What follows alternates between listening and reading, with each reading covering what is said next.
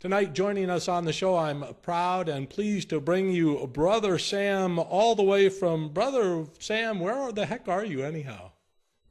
New York City. New York City. You don't seem like a Big Apple kind of guy, but then again, I guess it's been a while since I've been to the Big Apple, and maybe there are a whole bunch of evangelists like you prowling the streets. Yeah, well, I damn sure doubt it. There may be 8 million stories in the naked city, but mine is particularly naked. And I haven't always lived in New York. Oh, okay. Hey, well, that leads me to my first question. How long have you been the atheist evangelist, and what was your calling? I mean, late at night, were you laying in bed and the devil was tugging on your earlobe, or what the heck happened? Well, I've been an atheist evangelist for coming up on 3 years now. And the idea of becoming an atheist evangelism had its genesis, if you'll pardon the expression, shortly after I realized that there was no God, along about when I was 14. Oh, wow. Okay. Well, and I was going to ask you that because a lot of evangelists, Brother Copeland and Brother Oral Roberts, those guys got their calling, if you will, and I think I'm on pretty firm ground saying this, when they were just kids, when they were like 8 or 9, and of course. Brother Oral Robert was about 30, actually. He'd already been in the military, and he was kicking around the shit in Sarsaparilla Belt there in northeastern Oklahoma.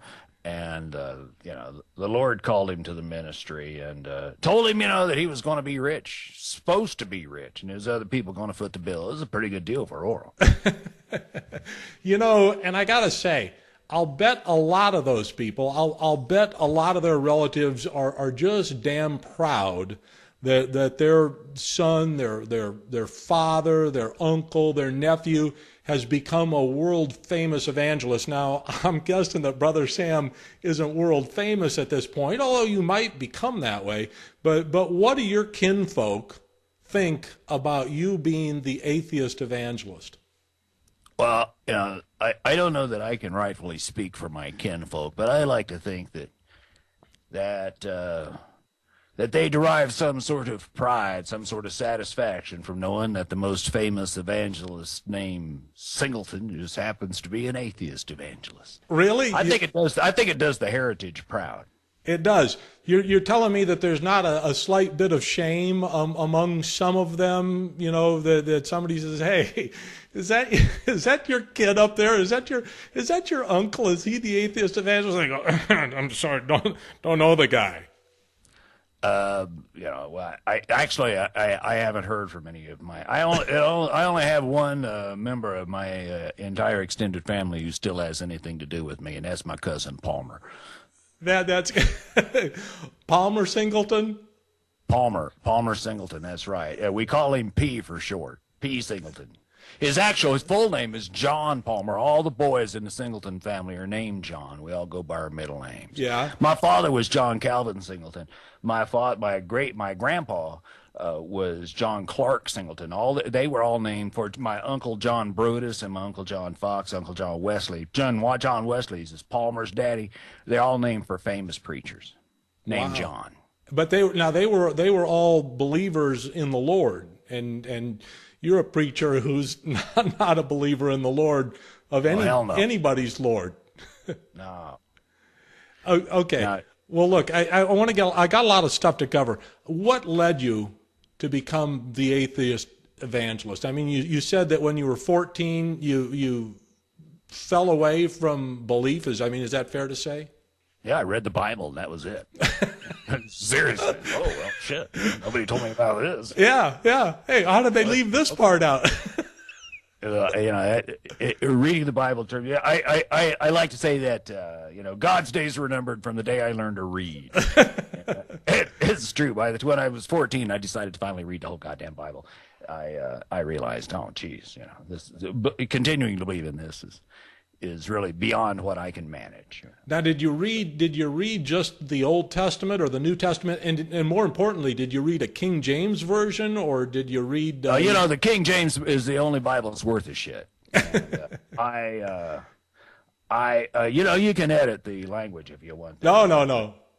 But I can't do anything with Brother Sam. He's saying those words again. Shit, But anyway, the King James Bible is the only, as a matter of fact, my cousin Palmer says, if the King James Bible is good enough for Abraham, it's good enough for me.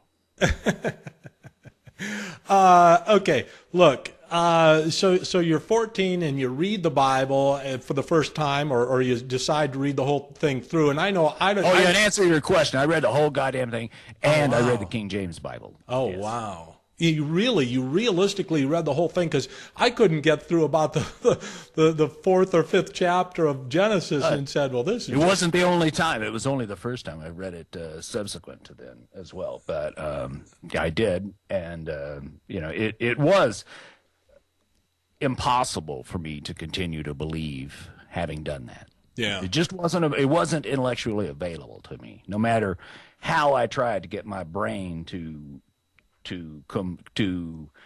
contort itself into that shape, I couldn't get it to do that. I could not believe, no matter how I tried. Were you raised in a religious family, a religious upbringing?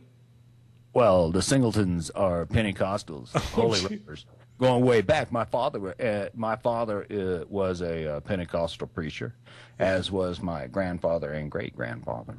Yeah, going just way back. It's the family business. Wow.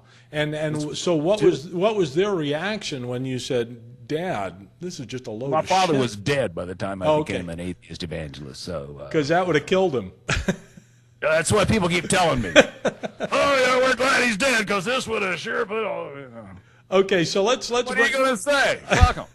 Well, and I got to say, and I may have told you, I don't know, I tell everybody, I told my dad when I was about 25, Dad, I just don't believe this shit anymore, and it destroyed him. And I remember this day, my dad saying that he was going to have to stand in front of Jesus on the final day and explain why none of his 4 sons were joining him there in heaven. And I said, well, Dad, first of all, there isn't any heaven. Second of all, I've read the Bible too, Dad. You don't have to apologize for your kids. You gave us the upbringing in the church, and we just decided it was all a load of crap. So, if we go to hell, you don't have to answer for anything. Don't try and lay that guilt trip shit on me. It's not working. There's a bit in the play Patriarchs and Penises in which Brother Sam says, speaking of heaven, that everybody in heaven is either an idiot or an asshole. Because once you're there, you cease giving area shit. All the people you're so worried about back on earth, fuck them. I got mine, or it wouldn't be heaven, would it? No, you can't have grief or regret intruding on your bliss, or what'd be the point? There you go. Hey, fast forward to the modern time. During your, do you call them de-revivals or unrevivals or shows? I call them shows. During the show, do you expect any deconversions, or are you already preaching to the unfaithful? We do get believers coming out to the show. I just did some dates in the Northwest, and at the last one, a couple of people came up to me after the show, and they were believers. And it is inexplicable to me, but it happens to be so that so far every single believer that has come up to me after a show or contacted me after a show has been incredibly gracious and friendly. And but you haven't converted any of them. I don't know. It's not my job. I'm not honestly, I'm not trying to persuade anybody. It is true that most of the people who come out to the show are atheists, or I certainly hope so. Right. There's a lot to be said for being able to be in a place with a bunch of people and look around and know that you're among the like-minded. That doesn't happen for atheists very often. No. And whatever the excuse, even if it's just going to see Brother Sam. Right.